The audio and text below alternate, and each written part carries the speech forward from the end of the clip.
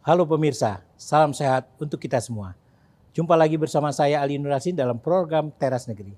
Program Teras Negeri ini bisa Anda saksikan di kanal YouTube Tempo.co serta saluran digital TV Tempo.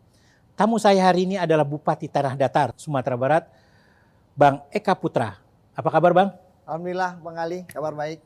Ya, sebelum mulai ngobrol dengan Bupati Tanah Datar, saya bacakan profil singkat Bapak Eka Putra. Eka Putra lahir di Lintau 11 Juli pada tahun 1975. Beliau adalah Bupati Tanah Datar periode 2021-2024. Kabupaten Tanah Datar terletak di Sumatera Barat. Di sini lahir filosofi adat bersandi syarak, syarak bersandi kitabullah. Artinya adat Minangkabau bersendikan atau berdasarkan agama Islam. Dan agama Islam itu sendiri dasarnya adalah Al-Quran. Filosofi tersebut sejalan dengan visi pemerintah Kabupaten Tanah Datar dan menerjemahkannya dalam 6 misi. Dari visi dan misi tersebut, Bupati Tanah Datar Eka Putra bersama Wakil Bupati Rici Aprian memfokuskan pada 10 program unggulan. Program tersebut meliputi perekonomian, pendidikan, pariwisata, ekonomi kreatif, olahraga, penguatan organisasi, keagamaan, meningkatkan kesejahteraan, dan lainnya. Dari sisi pariwisata, Kabupaten Tanah Datar memiliki banyak peninggalan sejarah, adat, dan budaya. Salah satu yang terkenal adalah Istana Basa Pagaruyung yang pada masa lalu merupakan pusat kerajaan Minangkabau. Bagaimana pemerintah Kabupaten Tanah Datar mendorong perkembangan daerahnya? Langsung saja kita berbincang dengan Bupati Tanah Datar Eka Putra untuk tahu lebih jauh program sebagai kepala daerah. Bang Eka, Ya, Bang Ali. Kabupaten Tanah Datar meletakkan 10 program unggulan. Betul.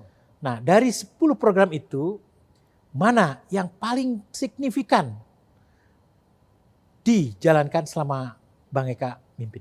Ya, sebenarnya 10 program itu semuanya signifikan. Tapi ada yang lebih signifikan itu dengan program kami yang kemarin disebut dengan bombastis. Biaya bajak sawah gratis. Kemarin masuk PPD dan ini program ini 5 besar di Indonesia. Jadi itu langsung menyentuh ke masyarakat petani yang ada di Tanah Datar. Itu ya Bang. Ya. Nah, saya juga melihat dari sektor pertanian ini, Bang Eka ini mulai melakukan efisiensi biaya produksi pertanian melalui pembajakan tanah, mengadakan asuransi tani, asuransi ternak, Betul. sampai pupuk bersubsidi, bahkan juga perbaikan irigasi. Ya. Nah, mengapa fokus pada pertanian, Bang? Karena sebagian besar Kabupaten Tanah Datar itu daerah pertanian. Itu yang pertama. Tentu kami fokus pada pertanian. Tadi yang disampaikan biaya bajak sawah gratis, tapi tidak sampai di situ. Setelah itu kami masuk kepada asuransi tani. Ya, asuransi tani sangat berguna karena ketika panen gagal itu diganti. Ya, panen gagal penyebabnya bisa hama wereng, hama tikus, dan tentu puting beliung. Nah, kami masuk di situ. Terus di situ bagaimana kita pengolahan lahannya lebih murah biayanya. Jadi di petani ini harga itu sudah diatur. Jadi bagaimana kita biaya operasional petani itu lebih rendah dengan lokasi kita yang begitu banyak pertanian. Maka kita fokus kepada pertanian dengan 4 program unggulan tadi, juga dibantu dengan bantuan subsidi pupuk yang terakhir, dan juga sapi juga asuransi. Ya, sapi. Nah, ini menarik nih Bang. Ya. Ada asuransi tani dan asuransi ternak. Bisa dijelaskan nih Bang? Ya. Jadi semua sapi yang ada di Tanah Datar itu dari pusat juga ada programnya. Nah, sebelumnya itu petani kami membayar premi untuk ikut program itu, tapi tidak banyak. Nah, yang dibayar petani itulah yang kami bayar oleh Pemda daerah, sehingga betul-betul pure murni gratis untuk petani ini. Nah, itu yang sapi. Begitu juga yang padi, pure murni juga karena kami gratiskan. Jadi dari program bajak sawah gratis, yang gratis itu bukan slogan aja, biaya operatornya gratis, bahan bakarnya gratis, terus juga tentu mesinnya. Kalau petani ini sudah ada mesin melalui kelompok tani, berarti pakai mesin petani, dan semua biaya operator dan biaya operasional ditanggung oleh pemerintah itu daerah. Tapi kalau tidak punya alat, kami menyiapkan alatnya. Oh, nah kalau yang ternak ini bagaimana mekanismenya? Sapi ini tidak semua orang mau ikut diasuransikan karena ada syarat harus ada dipasang tanda lah di telinganya. Mungkin itu menurutnya ada yang bagus ada yang tidak. Tapi lebih kurang kemarin target kami 2.000 ekor sapi dan alhamdulillah 100% tercapai. Begitu juga dengan padi, asuransinya target tercapai. Bajak gratis juga 100% tahun lalu tercapai target. Artinya asuransi ternak ini kalau gagal ternaknya itu pemerintah akan memberikan bantuan. Ya. Jadi contohnya ya pasca Covid ini kan tingkat perampokan agak meningkat. Jadi masyarakat lagi enak tidur, tahu-tahu hujan, ya kan nyaman tidurnya. Pagi dilihat sapi nggak ada, hilang, ya kan? Itu kalau hilangnya dicuri atau meninggal atau itu kita ganti 1 ekor sapi.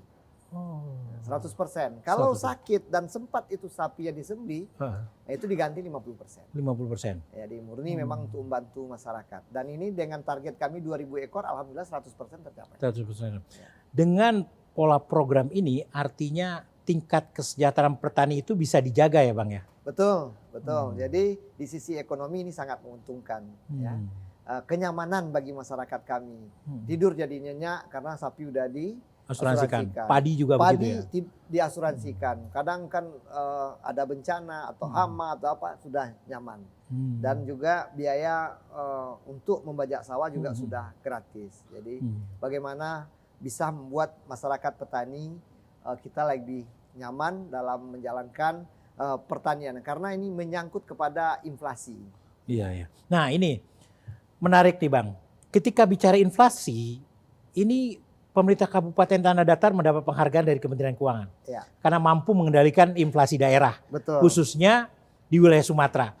Nah, apa resep Abang bisa mengendalikan inflasi ini sehingga menjadi daerah percontohan dan terbaik di Sumatera? Pertama kita kawal komoditinya, ya kita kawal seperti di daerah saya itu, ya pertama cabai harus kita kawal, beras sudah otomatis, bawang, ya bawang merah, terus juga telur, terus juga ada satu lagi yang menarik ini, jengkol. Nah, itu mempengaruhi inflasi tuh Bang? Ya, itu mempengaruhi inflasi jengkol, ya. Ketika harga ini tidak stabil, harga ini tinggi, itu akan menyebabkan inflasi.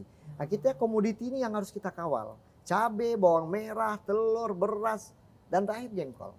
Itu harus kita kawal komoditi itu. Sehingga harga bisa stabil, stok ada. Ya. Seperti telur kami punya stok, beras apalagi, cabai apalagi, bawang merah ini kami punya sendiri. Varietasnya namanya sumbu merapi. Ya, itu bisa ditanam di ketinggian 400 sampai 600. Jadi tidak harus di kaki gunung, di lereng gunung, tapi di daerah yang ketinggian 400 sampai 600 bawangnya juga tumbuh subur. Jadi 3 resep ini Bang ya? Ya, menjaga 3 komoditas ini. Ya. Padi, bawang, cabai, sama satu lagi. Telur, jengkol. Menarik Bang. Menarik. Jadi supply demand-nya itu dijaganya seperti apa Bang? Ya tentu yang pertama stok barang. Ya, kami juga kerjasama dengan Perusda, perusahaan daerah Sakato, dan bahkan kami sekarang itu sudah pengiriman beras ke DKI melalui Perumda, dan juga nanti cabai juga dikumpulkan juga di perusahaan daerah, ya, sehingga harga tetap tidak jauh-jauh naiknya. Jadi intinya peran perusahaan daerah ini sangat penting di sini. Sangat penting dalam menjaga inflasi ya Bang ya. Ya, sama kita dengan program kita. Menjaga komoditi tadi. Disinkronkan ya Bang ya. Disinkronkan semua. Ya. Nah ini juga yang menarik nih Bang. Abang mendorong sebagai bupati itu punya program unggulan di setiap nagari. Betul. Untuk membuat event pariwisata. Iya betul. Ini mengapa pariwisata Bang? Ya. Selain pertanian, daerah kami itu daerah pariwisata. Ya, di tanah datar ini tidak seperti provinsi tetangga, Riau, Jambi dan Palembang. Di Riau dalam tanahnya itu ada minyak, Ya. ada batu bara di Palembang, di atas tanahnya itu ada sawit, ya di Palembang, di atas udaranya juga ada burung walet.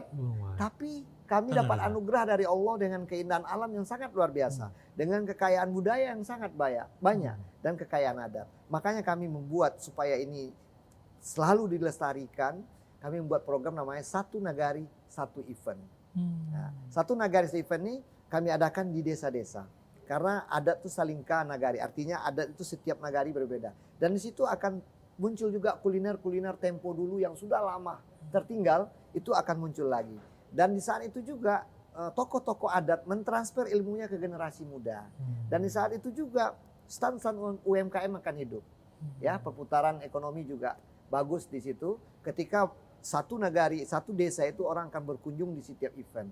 Tentu perputaran uang juga di situ. Jadi tidak hanya di pusat kota, di ibu kota Tanah Datar, tetapi juga menyeluruh ke desa-desa. Desa-desa.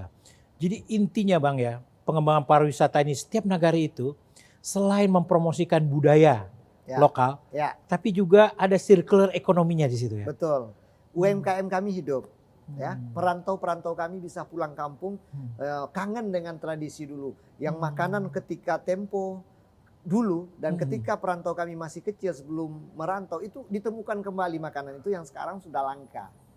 Ya, banyak contohnya. Contohnya makanan langka itu apa Bang? Ya, kemarin terakhir saya di salah satu desa itu di pinggir Danau Singkara.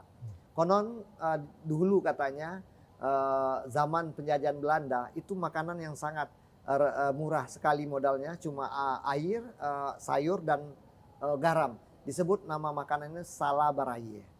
Salabaraye. Dan itu makanan tempo dulu. Dan itu rasanya enak sekali. Dan banyak lagi kita juga dari air pohon enau, itu namanya di sana tuh air nira dipakai telur. Itu untuk kekuatan fisik kita dari enau. Banyak lagi. Ya, ada lagi dari singkong yang ditumbuk dikasih gula enau dan itu rasanya enak sekali. Wah, banyak lagi sekali. makanan-makanan yang tempo dulu yang sekarang sudah hilang itu tampil kembali. Dan diadakan oleh UMKM kami dan itu akan belastan. Jadi kita belanja di situ. Nah ini nih yang menarik. Salah satunya program ini adalah mendorong kebangkitan usaha kecil dan menengah. Betul. Nah, apa peran dari pemerintah Kabupaten Datar untuk mendorong agar UMKM ini bisa bicara di tingkat nasional dan internasional, Pak? Pertama, event-event ini akan menjadi etalase bagi UMKM kita yang datang. Tentunya juga kerjasama dengan tutor, guide-guide ya. Nah, tentu mereka ini juga udah tahu bagaimana UMKM kami yang memang sudah layak dijual. Mereka sudah punya penilaian. Tentu kami terus memperbaiki kemasan dari hasil UMKM itu. Sehingga UMKM kami itu akan bisa go nasional bahkan internasional. Di sisi lain kami pemerintah juga memberikan pelatihan-pelatihan. Baik bagaimana pelatihan membuat aplikasi. Karena sekarang juga belanja melalui aplikasi ya seperti Shopee ya. Kami juga tidak mau kalah UMKM kami. Juga kami fasilitasi, kami berikan pelatihan untuk itu. Dan juga tentunya kami dorong juga untuk pemasarannya. Nah, salah satu mendorong itu ya kita membantu kerjasama dengan daerah-daerah lain. Ya, khususnya tempat-tempat yang memang pasarannya daya beli orang tinggi di situ. Nah ini UMKM-nya kebanyakan di bidang kuliner ya Bang ya? Kuliner ya, dan juga pakaian-pakaian seperti tenun. Tenun. Ini tentunya tenunnya khas ya? Khas, dari Tanah Datar. ada batik juga, kita ada batik aroma kopi sama batik kopi. Itu memang bau kopi dan itu sudah diakui oleh dunia, Indonesia bahkan. Dan tenun juga, tenun itu ada tenun pandai singke dan juga tenun lintau. Itu dengan baju itu harga sangat murah sekali ya, 300, kainnya itu 300.000 sudah dapat. Sudah dapat. Jadi di luar orang menyangka itu harganya jutaan ya, tidak hanya 300.000. Bahkan ini banyak dipakai oleh masyarakat sekarang. Begitu juga batik yang aroma kopi. Jadi kita pakai itu nggak perlu pakai parfum karena aroma pakaian yang kita pakai itu sudah bau kopi. Aroma kopi. Iya, aroma kopi.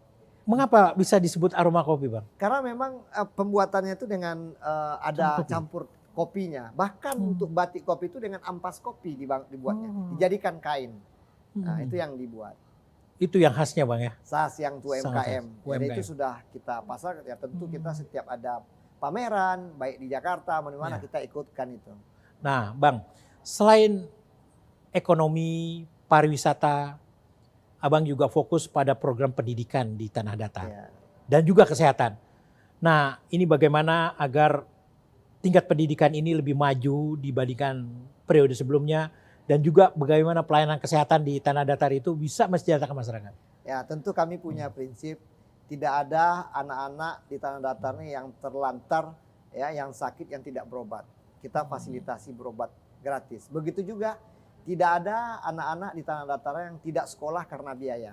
Jadi kita sekolahkan semua, ya, karena program fokus di kesehatan.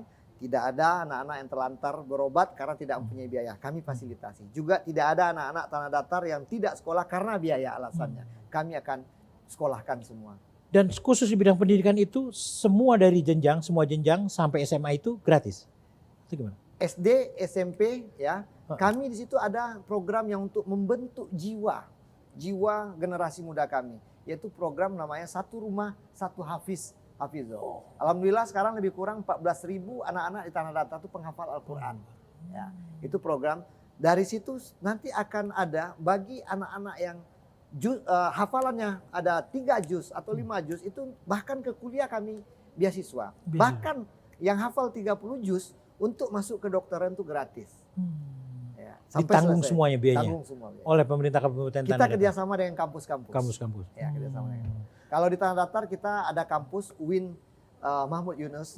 Ya, itu di situ 5 juz itu gratis masuknya. Nanti kita ada beasiswa juga dari kita. Sampai lulus. Sampai lulus dibantu biaya beasiswa. Kuliah. Oh ya. Dengan syaratnya hafal Al-Quran. Hafal Jadi Quran. kepada masyarakat di Tanah Datar kalau ingin anaknya jadi dokter, ya dituntut 30 juz. 30 juz seperti itu.